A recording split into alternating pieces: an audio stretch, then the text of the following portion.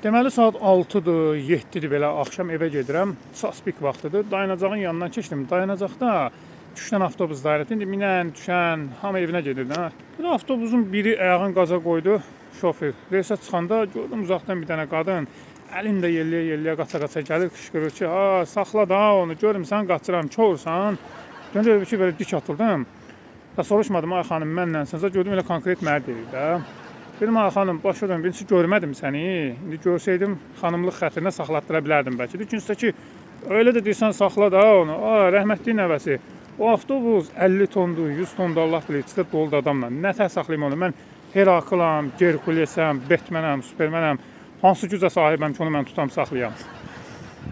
Xanım söndü gör ki, bu həmən avtobusdan biri də gəldi. Saspikdə indi bəzi yerdə tıxacda qalır, ikisi üçü birdən gəlir. Gördü özü boşluğu nə təsir edir. Qardaş, sən Allah fikir vermək, əsəbi idim.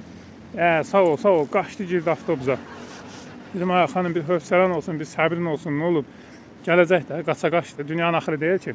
Sırazu da elə bil ki, tazlamağa adam axtarır bəzi insanlar. Biraz səbirli olmaq lazımdır dostlar. Allah hamının işini avan eləsin. İnşallah hər şey yaxşı olar, narahat olmayın.